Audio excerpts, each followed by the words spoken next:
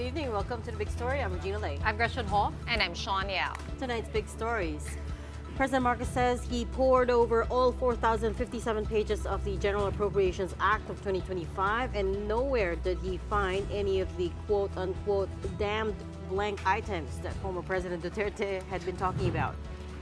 The Philippine economy grew by 5.6% in all of 2024, missing the official target for the second straight year.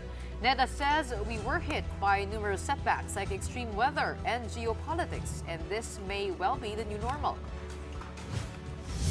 And President Marcos hits back at China, who had been demanding that the Philippines return the Typhoon missile system to the U.S.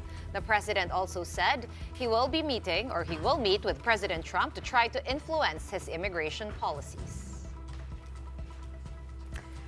Straight into the top story we go. It's President Bongbong Marcos insisting once more that there were no blanks in the 2025 General Appropriations Act that he signed. Well, he said this in front of the Supreme Court magistrates, to whom a petition has been filed to declare the GAA unconstitutional. Marcos called this an attempt to distract his administration's momentum. But then, the president also admitted that he has no backup plan in case the Supreme Court decides to strike down the budget for this year. Mobile journalist Julie Baiza with tonight's big story. For the first time this year, President Bongbong Marcos was back in the province that delivered over 1.5 million votes for him in the 2022 elections. His first stop in Cebu, a sit-down with the Regional Development Council 7 to discuss updates and progress in his priority projects. Then, it's off to the 20th National Convention mounted by the Integrated Bar of the Philippines. In front of Supreme Court justices and more than 3,000 lawyers, Marcos clapped back at critics of the 2025 General Appropriations Act. In particular, he tried to shut down persistent allegations of blanks left in the 2025 budget. We shut down everything. I guess that's what they want. They want the government to cease working. So yung matuloy yung kanilang mga destabilization na ginagawa. Marcos would not name names, but insinuated that there could be forces out there who want to disrupt his administration's momentum. Because I reviewed it, analyzed it, and yes, in parts, vetoed it. And so for those of you, and up to now, I cannot find those damned blank items. The president believes the petition in the Supreme Court to declare this year's GAA unconstitutional is part of the destabilization effort. House Appropriations Committee Vice Chair Zia Alonto Adyong is more upfront when it comes to who could be behind the destab move. Kung titingnan mo rin kung who are the people behind the filing of the questioning the budget before the Supreme Court, they are all well connected with the Duterte. Meantime, the president admits he has no contingency plan in case the High Court approves the petition of his former Executive Secretary Vic Rodriguez and Davao City 3rd District Representative Isidro Ungab. But he is standing by the belief that no law was violated when he signed the budget. Solzen Maynard tells me that we are on a solid footing in terms of constitutionality. I don't know why they bothered to file that, because napakahirap ng kanilang assertion. It clearly doesn't... well, anyway, it's not for me to make the argument. While in Cebu, Marcos also had a so-called unity lunch with governors and one Cebu officials who reaffirmed their support to the president through a manifesto. All 16 governors from Cebu and the Visayas region signed the manifesto. Marcos capped off the trip with the inauguration of the Mactan Cebu International Airport alternate runway in Lapu-Lapu City. Costing some 2.6 billion pesos, this is the first and only parallel runway in the Philippines. It's expected to improve operational efficiency and allow for more flights into and out of Cebu. Mobile journalist Julie Baiza, We Are One News. While in Cebu, President Marcos was asked by reporters about other issues, including what he thought about China asking for the withdrawal of the Typhoon missile system from the Philippines. And here's what he said. I don't understand the comments on the Typhoon missile system. We don't make any comments on their missile systems, and their missile systems are 1,000 times more powerful than what we have. Let's make a deal with China. Stop claiming our territory.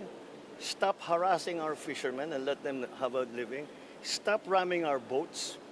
Stop water cannoning our people. Stop firing lasers at us. And stop your aggressive and coercive behavior. And I'll return the Typhoon missiles. Tigil nila yung ginagawa nila, babalik ko lahat yan. Recall that the Typhoon missile system was deployed by the U.S. in April of last year for the annual Balikatan exercises. But they did not pull it out after the joint drills. In fact, just last week, it was moved from Lawag Airfield to an undisclosed location in Luzon. Now, this angered China because the Typhoon can fire multi-purpose missiles that can hit targets as far as China and Russia. It is not clear at this point how much longer the launcher will stay in the Philippines, but an army official has confirmed that Filipino troops will train on using the Typhoon during drills next month.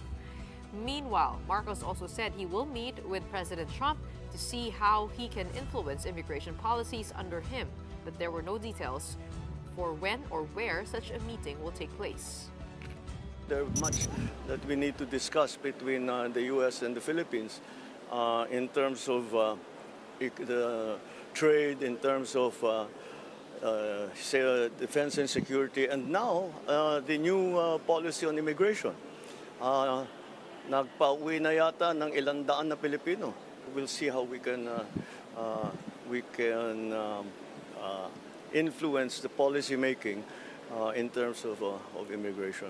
These are the growing pains of a new administration. But I'm sure that with time, these policies will crystallize and will become clearer. And by which time, I will have a chance to visit with President Trump. And we can discuss it with a better understanding of what the policies are. The Philippine Communications Office actually released a statement clarify. this, saying that President Marcos was expressing his desire to meet with President Trump. Remember, we were talking about this, if he was invited to the inauguration of President Trump, at mukhang hindi, ano? Pero yung wala naman daw inimbitahan. No, there were some Pero actually, South meron American pala. presidents there. Argentinian president, Yeah, there were tsaka si some- Prime Minister of Italy, There were the some woman. South American presidents there. Hayaan mo na. Joke lang.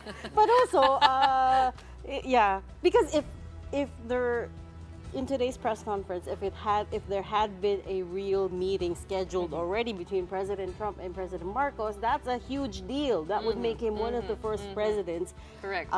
from not just Asia but around the world to meet in Forever, person with President Trump, whom everyone at this point is obviously trying to get close to him, trying to talk and trying to figure out how he works, right? So. Which brings me to my second point about influencing Trump's immigration policies. I'm not. It's a bit ambitious. It's a lofty goal, but why not? But maybe Yeah, it why just not? came out You're right. wrong.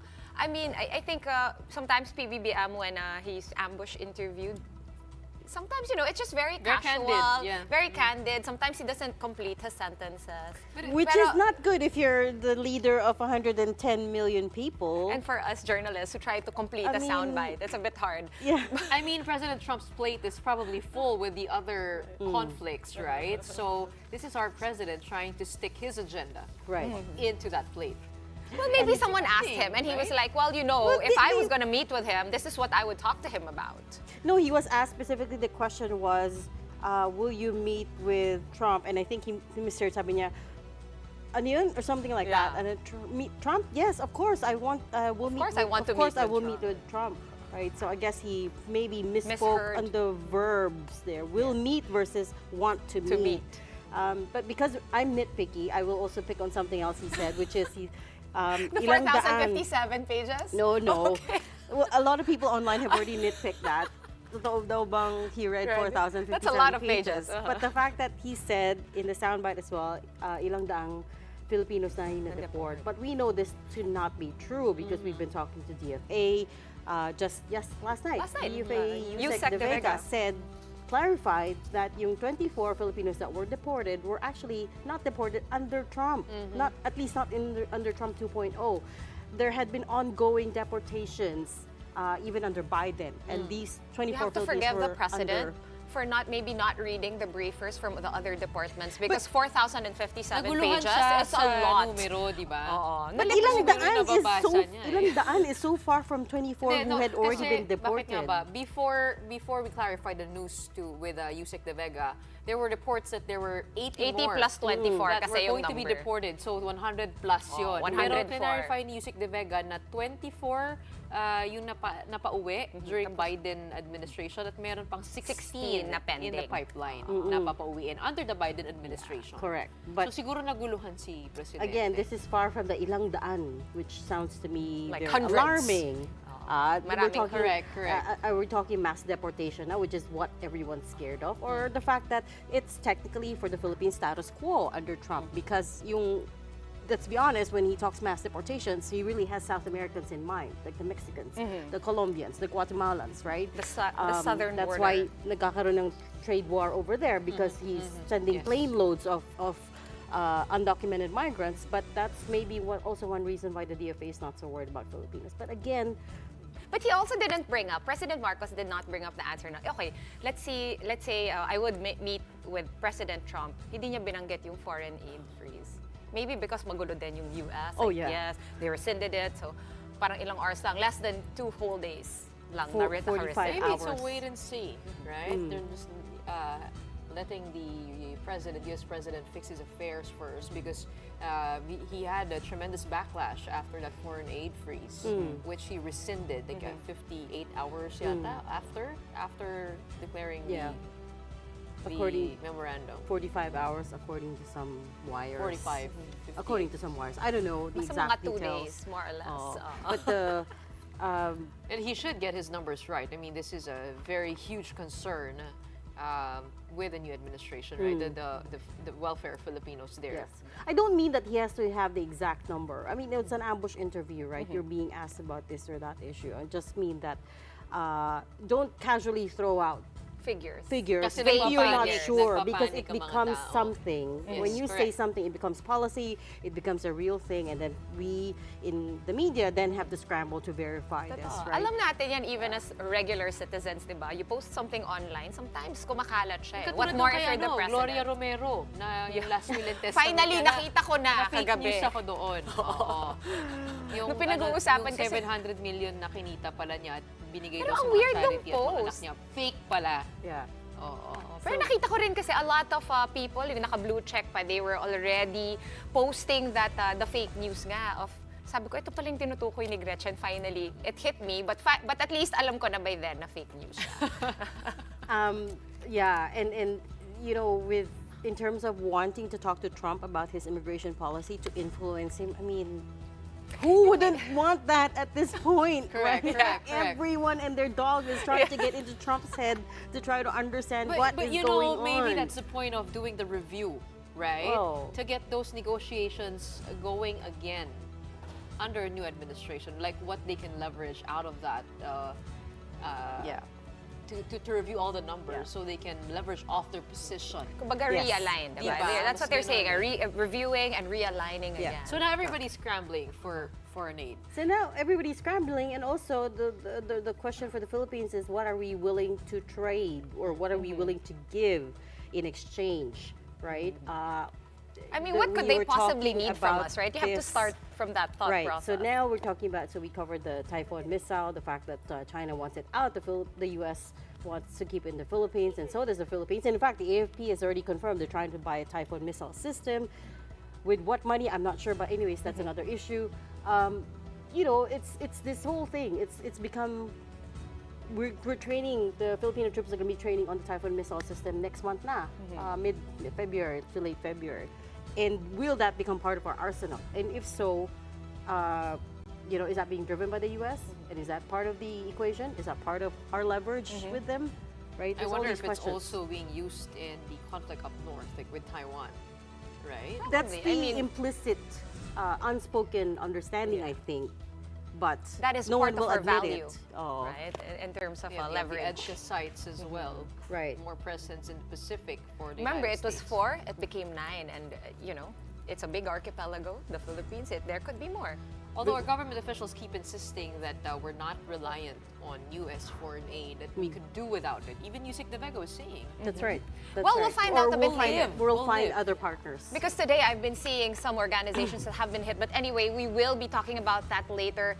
Also, we're going to be pausing for a very quick break for now, but right after that, Philippine NGOs are starting to feel the pinch, as we have been talking about, of the U.S. government's freeze on foreign aid.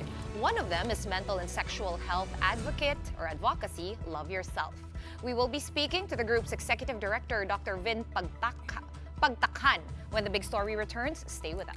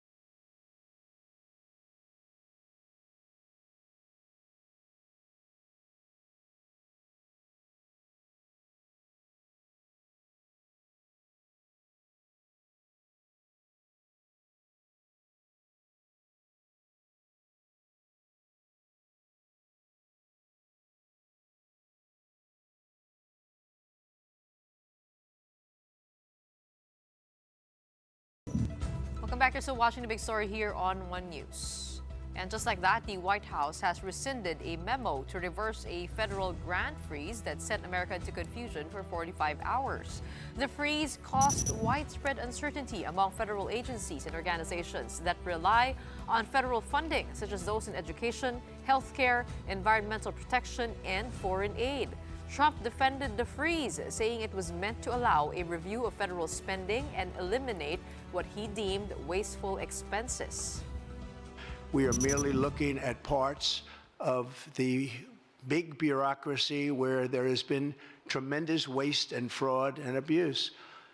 In that process, we identified and stopped $50 million being sent to Gaza to buy condoms for Hamas.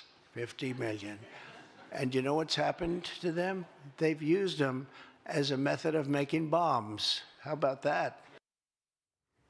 Several news outlets have fact-checked Trump's claims about condoms in Gaza and found no evidence to support his claims. CNN went so far as to dig up U.S. aid spending in the last 3 years under Biden and found there was no money spent on condoms for the entire Middle East during that time. Let's talk about this some more with Dr. Vin Pagtakhan. He is the founder and executive director of Love Yourself. That is a volunteer community that provides free HIV testing, counseling, and treatment here in the Philippines. Vin, Dr. Vin, is that how I should call you? Good evening, and thanks for joining us tonight. Thank you, and good evening, ladies.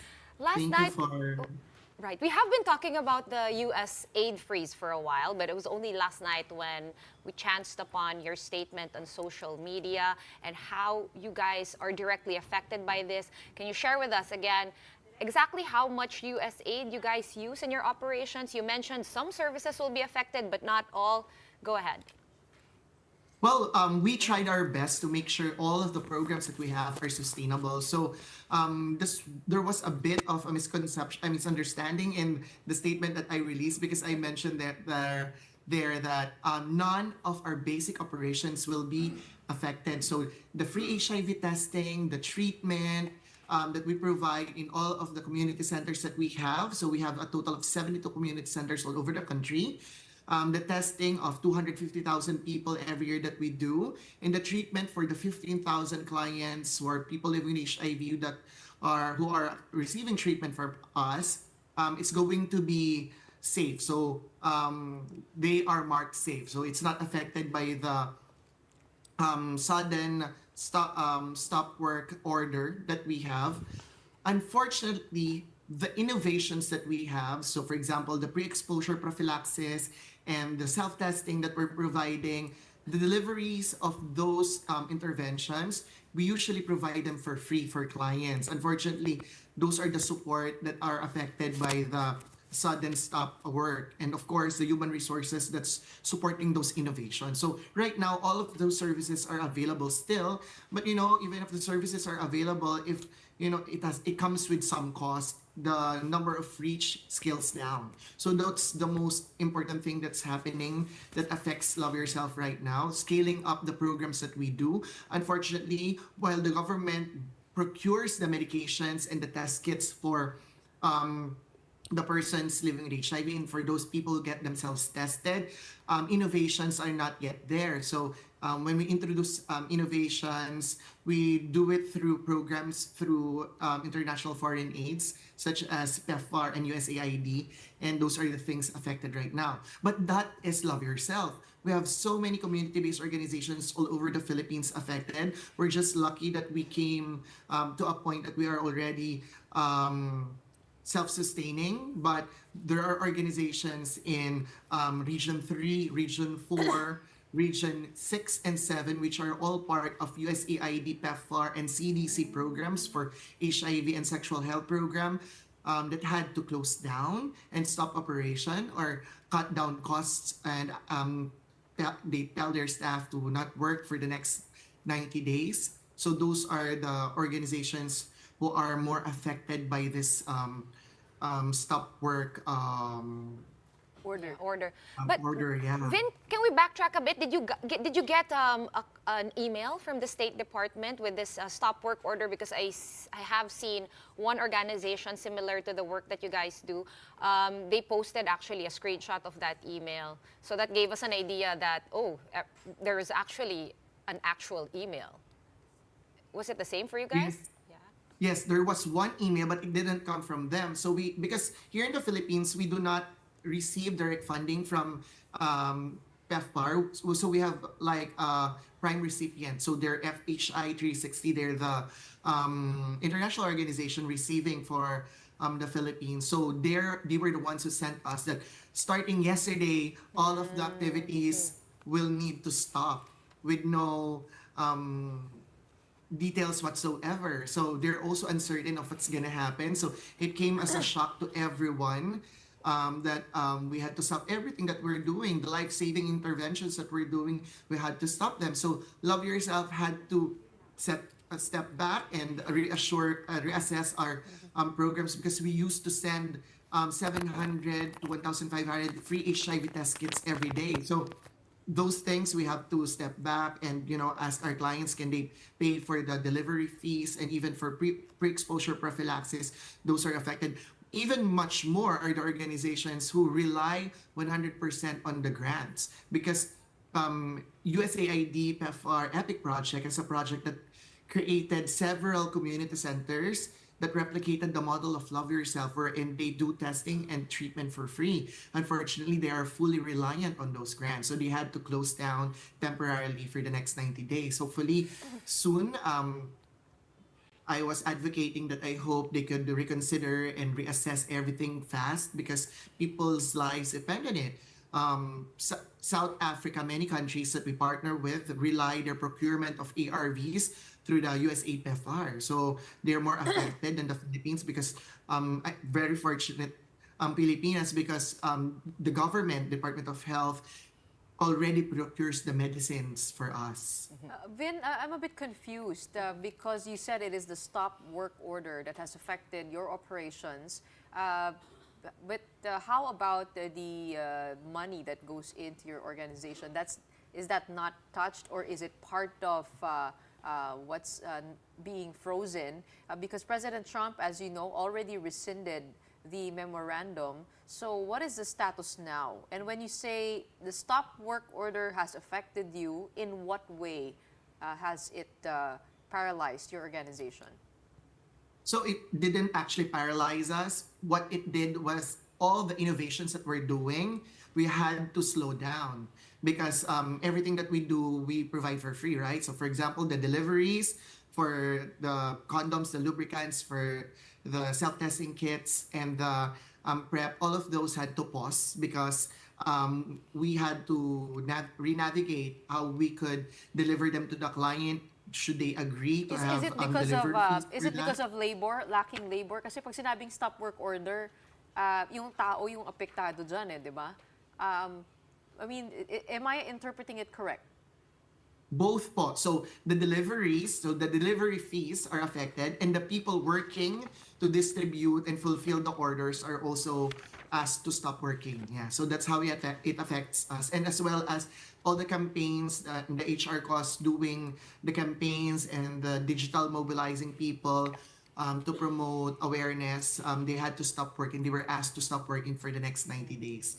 Now, yes, there was a new update about that, but we haven't got any updates through our partners. So, as of the moment, status quo pa rin kami from the last email.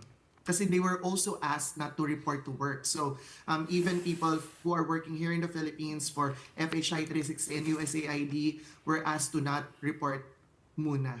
So, talagang lahat kami clueless kung ano yung mangyayari. Even nag-retract sila ng a little bit because yung it's very unclear din yung retraction. Ang sabi ay support for treatment. Kaya lang kasi what we're getting here in the Philippines is mostly for prevention. Right. Yeah. Vin, sorry, we're running out of time, but I wanted to squeeze in a last question. You talked about how the innovations moving forward had been affected. So we're talking about self-testing kits that may never be distributed, or you won't be able to do that anymore, the awareness campaigns. But give us an idea of how big an impact this might have on the Philippines. How many people might you not be catering to, and how big could the problem grow? Well, just imagine we test 250,000 people every year. And among those 250,000, we gather around 1,500 to 1,800 newly diagnosed people living with HIV. And 20% of those clients come from our outreach programs through our self-testing. And moreover that, PrEP is the newest innovation that we have that actually has 99 to 100%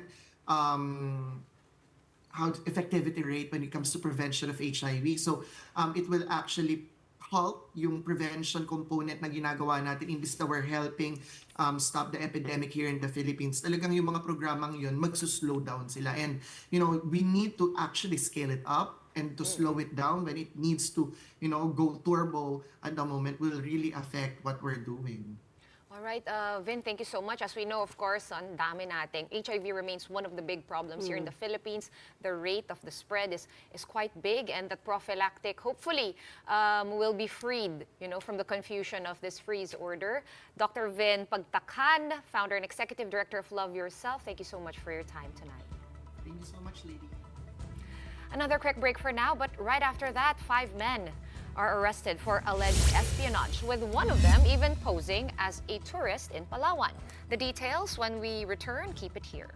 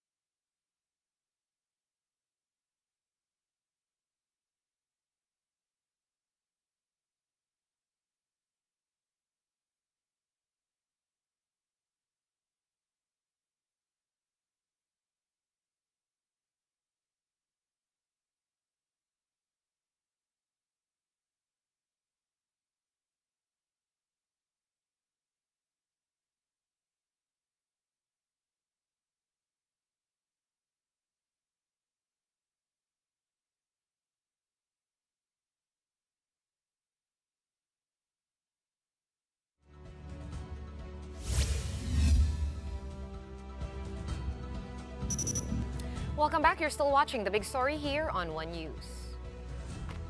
We are following this developing story, which is that of a passenger flight in military helicopter that collided mid-air over the Potomac River near Reagan Washington National Airport in D.C. in the United States, and here's what we know. The devastating crash occurred Wednesday night U.S. time. According to aviation and defense officials, 300 first responders were already on the scene for a massive search operation. The Washington Post reports that bodies have been retrieved from the water. However, there are still no confirmed survivors as of this time. The passenger aircraft, American Airlines Flight 5342, was en route from Wichita, Kansas to Washington, D.C. and was carrying 60 passengers and 4 crew members. Among the passengers on board were Russian world figure skating champions Evgenia Shishkova and Vadim Naumov, as reported by Russian state media. U.S. figure skating also shared with the Washington Post that several of their figure skaters were also aboard the flight. Meanwhile, the Black Hawk helicopter based out of Fort Belvoir, Virginia, had 3 military officers on board at the time of collision. Grabe. So I was Terrible following tragedy. this since just this evening, and when I caught wind of it, and there's still pretty much no clarity on what happened. They're still doing the search and rescue, but the thing is, it's so cold right now in Washington, and that Potomac River is very dark and very cold. Shocking news. Shocking because I think that this is the third airplane incident in 2025. yeah, tama ba? and mid-air collisions are so rare, but Also with a lately, military chopper. In the past 6 months, there were a couple of near collisions. I just don't remember where. I think it was also in the U.S. or Korea. There were a couple of near collisions. No, there was one in the U.S. a few weeks ago. Near collisions, and that's a big enough story. But an actual mid-air collision is, it's just It's next to impossible with all the radar systems with and all the their advanced equipment. equipment. Yes, Yeah. and And so air you traffic wonder what control. happened there. Yes, and I'm sure that's what Is it officials too much thinking. traffic? There shouldn't be a problem because there's a flight control Yeah, there's that's an what air the traffic control AT officer. Air traffic controller is Control for, is, yeah. ATC, right? And remember, this is DC, the capital of the United States. So if any state has advanced equipment, it would be Washington, DC, right? So 'Cause you're hovering above the- yeah, it the just, White I mean, House. it just, it's a terrible tragedy, and it just boggles the mind how these things could still happen in this modern day and age with all the technology that we have. So Yeah, like a mid-air collision. I have not actually heard about that until recent days.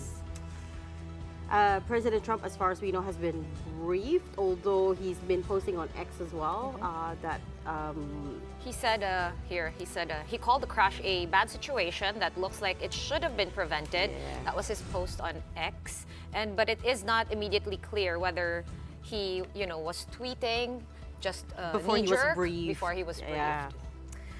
Okay, anyways, here at home, we've got some economic numbers for you. Full year and fourth quarter GDP numbers for 2024 were released this morning, and both, came in below expectations. The Philippine Statistics Authority said economic growth for Q4 last year came in at 5.2%, same as the third quarter figure. That makes it the weakest reading in more than a year. The economy was battered by weaker consumption and extreme weather, and NEDA says they accounted for the 6 typhoons that struck the country from October to November. True enough, agricultural output in the final quarter of the year shrank 2.2%, the third straight quarter of contraction. Crops, livestock, and fish production were all hit. The Q4 GDP reading brings the full year figure for 2024 to 5.6%, well below not just expectations but also the official target. The government was working towards 6 to 6.5% growth at least. This is the second straight year that the Philippines has missed its goal. As you can see on the chart, 2022 was the last year the government exceeded the upper band of its target. NEDA says the country faced, quote, numerous setbacks last year, and this may well be the new normal. In 2024, we faced numerous setbacks, to say the least, like extreme weather shock, extreme weather events, geopolitical tensions, and subdued global demand, and pretty much similar to the challenges that we encountered in 2023. This suggests to us at NEDA that these conditions may actually represent the new normal.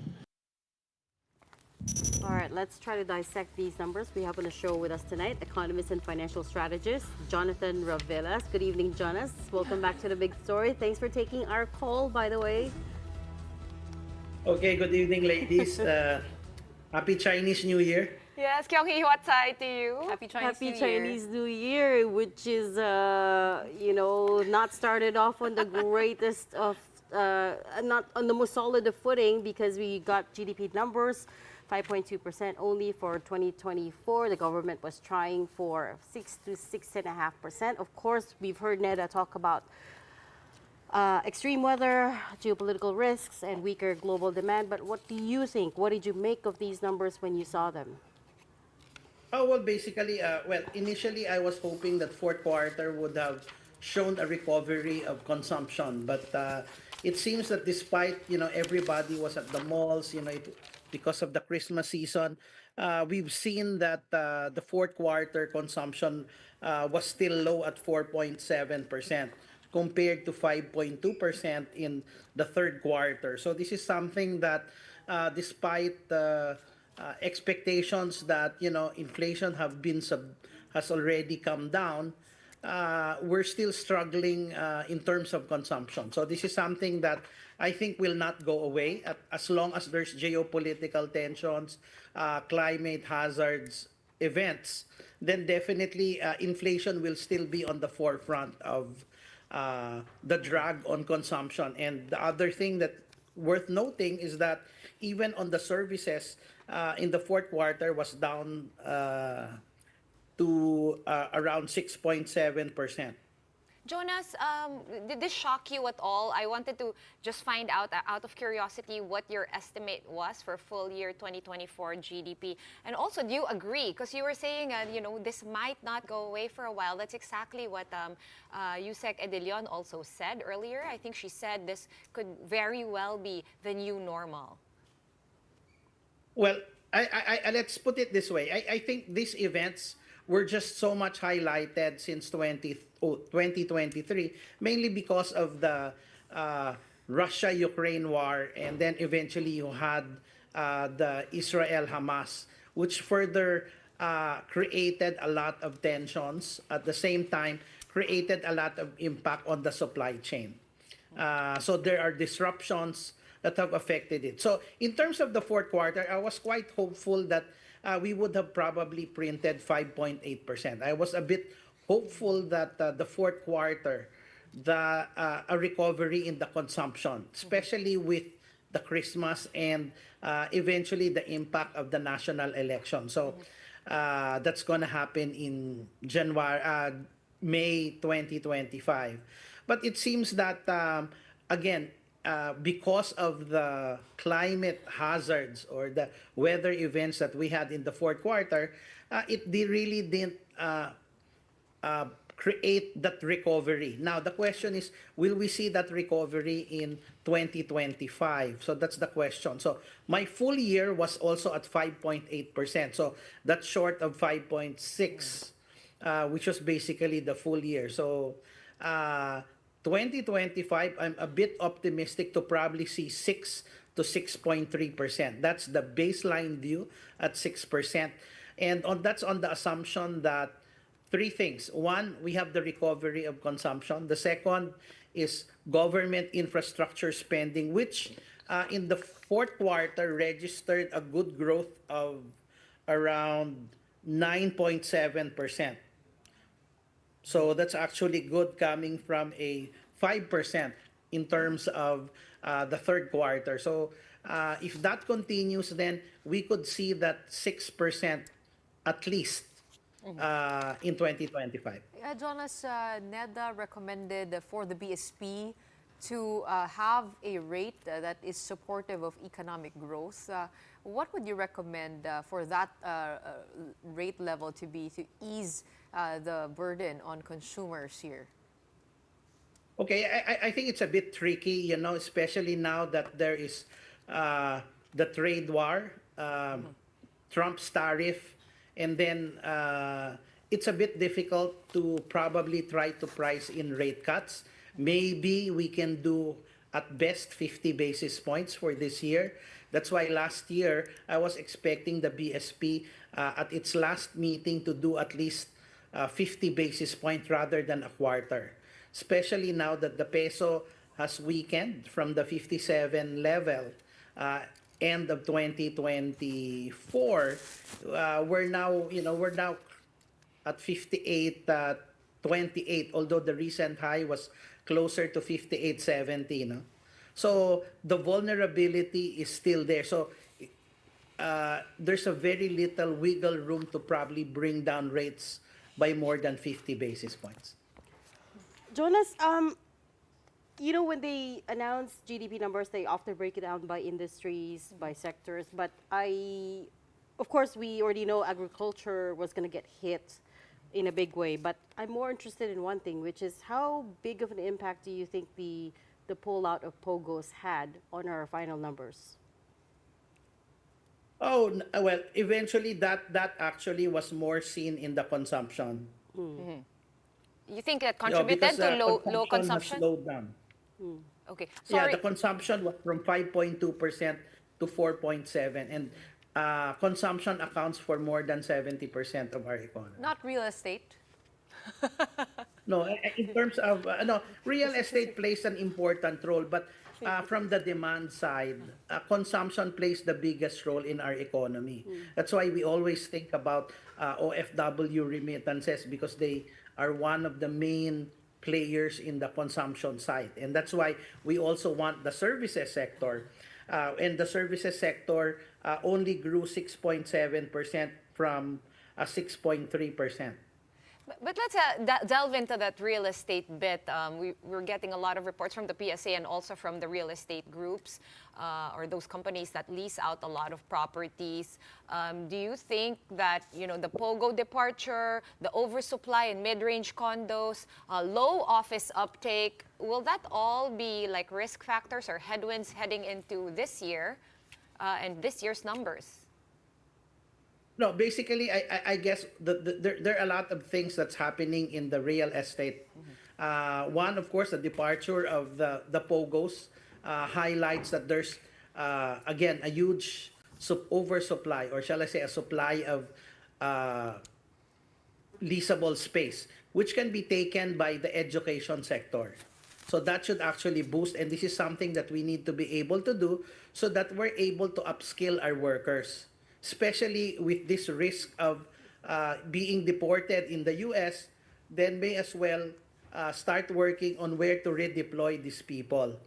So we need to be able to upskill our workers. In terms of, I guess, the impact on the BPOs and the others, I think there's still that demand. I think what is just worrisome is that there's a lot of supply on the condo, and it seems that mainly because of the slow economy as well as the rising interest rate, that's creating just this sort of oversupply.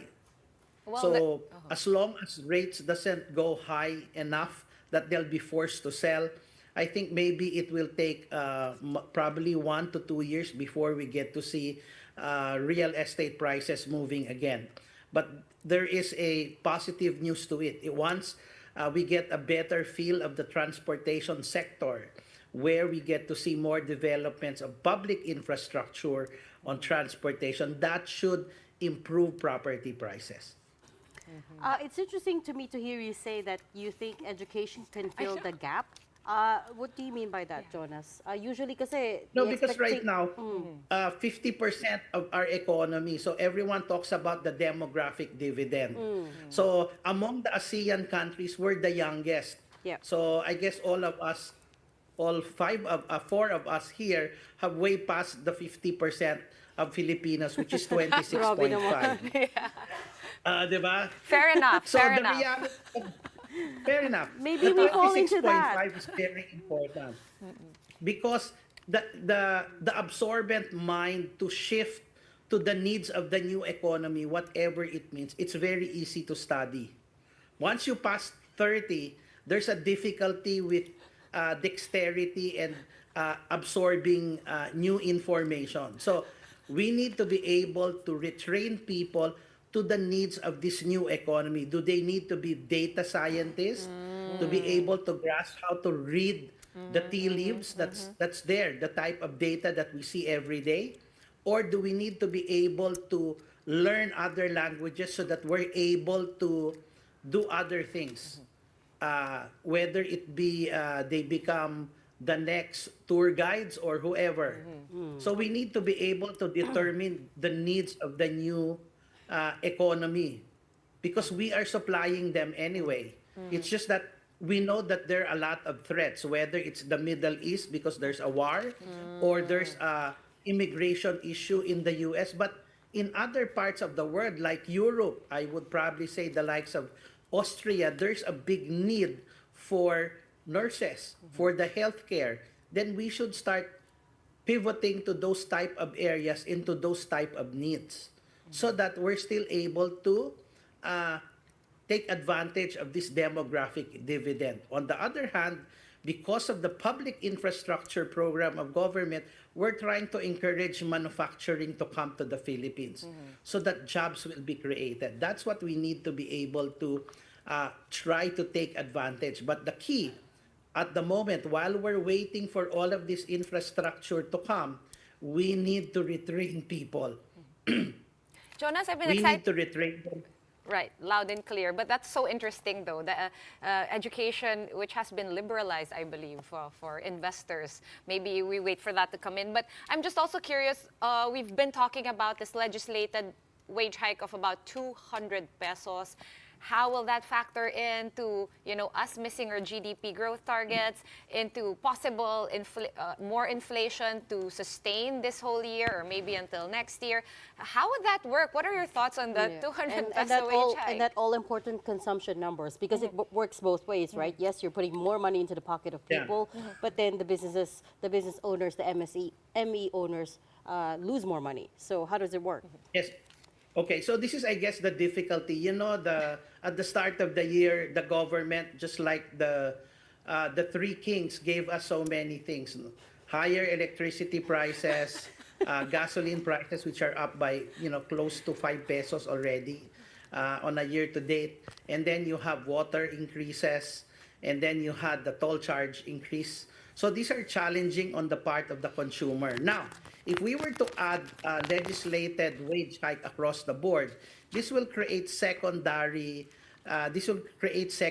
effects. Meaning, instead of helping everybody, this will be an added burden to our consumption, and it would put pressure on the price basket. So, typically, the solution there is to look at areas where we can do a not across the board, but certain areas that needs to be adjusted. If they can still absorb it at the present levels, then they should. So it's a regional wage board adjustment, not across the board, to be able to mitigate the certain circumstances in certain areas. So definitely the likes of Metro Manila, there could be some adjustments that will be needed. Help me understand if the slowdown in GDP growth was caused by extreme weather events and geopolitical tensions. Help me understand what was different about 2024, knowing that we also faced in the past severe typhoons, droughts, The Ukraine war started in disaster. 2022. I mean, what is different in 2024? And when you say new normal, what would you attribute that to? Let's put it this way. In the last decade, especially from 2016 to 2020, during Trump 1.0, there was actually no wars. Trump was purely a businessman person. Sad to say that if we were to look at those periods, there was no war. So, inflation was quite okay. With the exception of 2018, there were problems in agriculture in the Philippines. So, we had tightness, particularly on rice. So that's why we started the rice tarification adjustments. So from then, of course, with the Ukraine and Russian war, we've seen the impact of the cost to agriculture, especially the importation of pesticides, fertilizer, which are much needed to improve agriculture, became more expensive. Yeah. So, of course, when you added the Israel-Hamas, there were supply chain disruptions along the way, particularly for the likes of crude and other commodities. So that created an element of rising costs, Yeah. including the cost of shipping. Yeah. So these were other problems, and then you add to that the slight adjustment in the volatility of the exchange rate.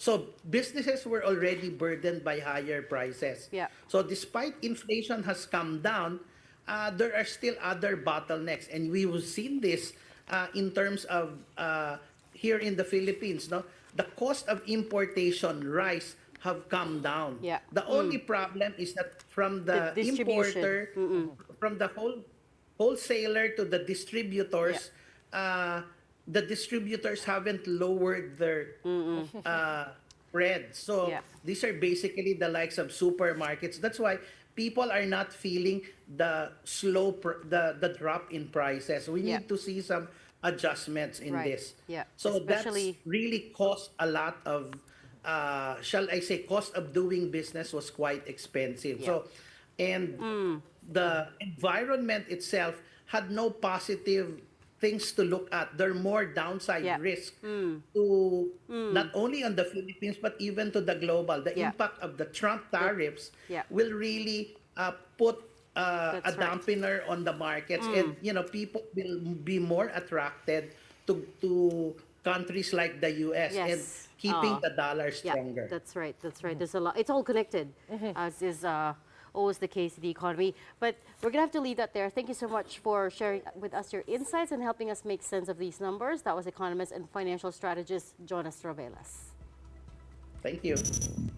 In other news, 5 more alleged Chinese spies have been arrested after supposedly taking photos and videos of Philippine Navy activities in Puerto Princesa, Palawan.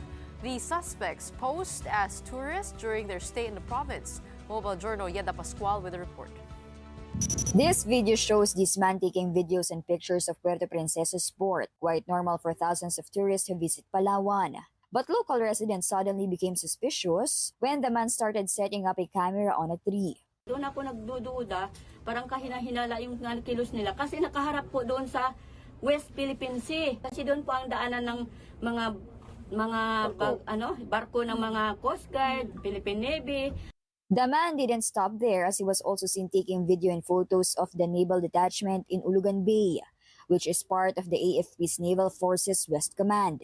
Nagpapalipad din po sila ng drone. Doon yung barko lang po ng Navy po yung itsura nila po.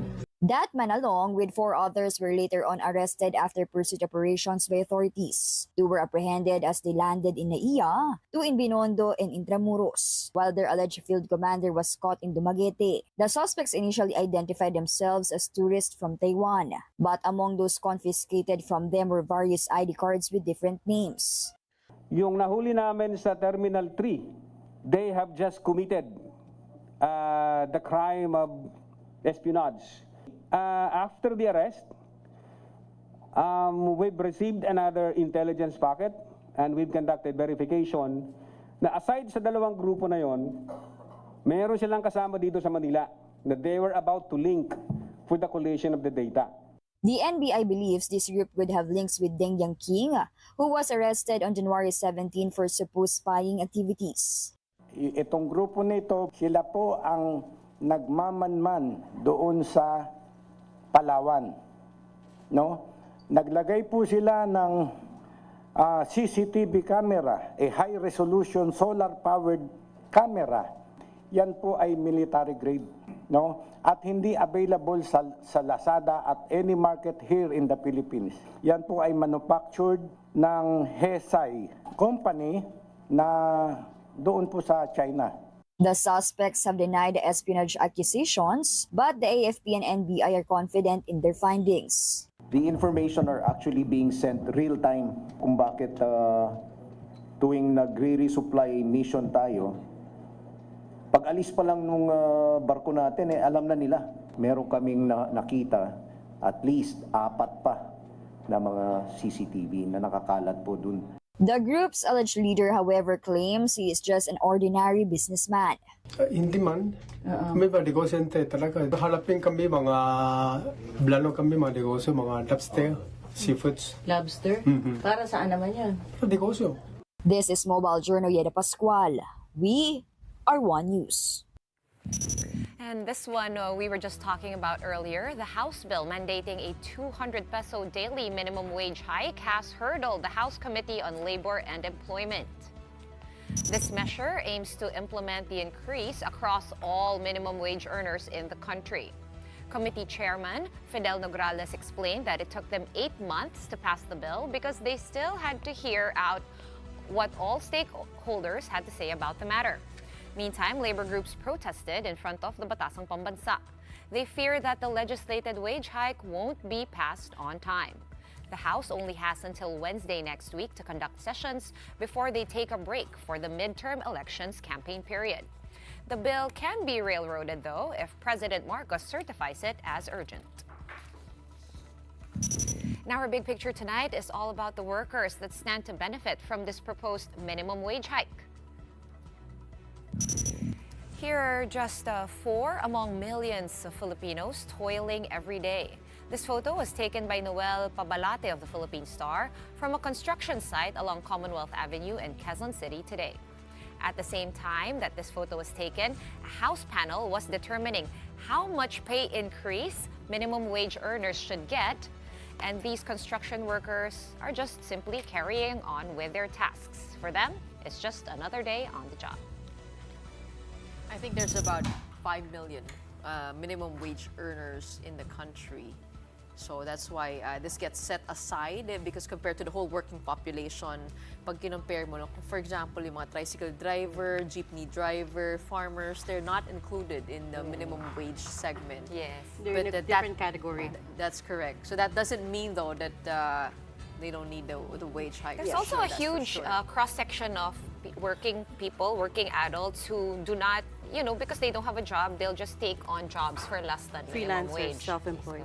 But as Jonathan was saying, the danger here is we're going to cause secondary effects in inflation, in the economy, and what he fears could happen is that instead of encouraging more consumption, businesses or MSME owners start pulling back. Spending. Right, because now you have to pay for more for your workers, so you're going to have to cut investment somewhere else. It has to go. The House Speaker was Something has to saying give. that the last time a huge wage increase happened was Late 1989 ba yun? 89. And he was saying that if it was possible then to do a wage hike without causing inflation, it could be possible. It was so different then. It's a 1989 different was like time. post-EDSA. But we shall debate that another day because we've run out of time. We have run out of time. And before we say goodbye also, we would like to share our condolences with the family and the loved ones, the colleagues of our dearly departed Congressman Edsel Lagman.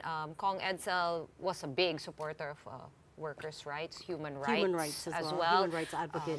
Even the budget. Labor rights as well. Labor rights, yeah. We would always call him, He's right? fighting for the small people. Could I just add to that? I'd also like to express my condolences to the family of Coach Sammy Akailar from the volleyball community. He's a Philippine team coach, brought numerous championships to his team in the NCAA. Also was my coach for some time in the RP Juniors team. Deeply beloved by the whole volleyball family. So we send our prayers and condolences and our sorrows to all the the bereaved. family of Akailar. Kailar, and of course, Congressman Edsel Lagman. On that very sad note, that's it for the big story on this Thursday night. We are One News all sides all the time. Thanks for tuning in. Have a good night. Stay tuned because coming up next is Play-by-Play with Andre Felix and Pauline Versosa. You have better news for us, guys. Yeah, well, we also have the news, of course, unfortunate news, as Gretchen mentioned, on Coach Sammy ito na lang. Akailar. Nakain niyo na ba yung Team Tams? Yes. Yes. Yes. Yeah. Oh my God, kaya hindi ko ma-close yung blazer today. Oo nga, I was closing it. I was closing it. Audi, the floor director was like, open mo na lang, boss. Napakaming chocolates mo from Madam Redche. I'm glad you loved It was it. really good, huh? The I'm chocolate. glad you loved For those watching, you should try if you can. Yeah. Caramel. They're not available here though. Pati yung cafe latte. Go to Australia. You'd have to go to Australia for that. Or call a relative or a friend. to bring it in. Okay. But thank you once again. And thank you to the You're very ladies welcome. of The Big Story. Great show as always. Thank you again to Gretchen, to Sean, and to Regina. On the show tonight, we've got the latest scores from the NBA plus an update on Kai Soto from Gilas Pilipinas head coach Tim Cone. And we tell you about EJ Obiena's podium finish in his first competition since August last year. I'm Andre Felix. And I'm Pauline Verzosa, sitting in for Cheska Liton-Calao. And here's tonight's play-by-play. Ramiro, the show by Mamoy. Mr. Moves puts it on.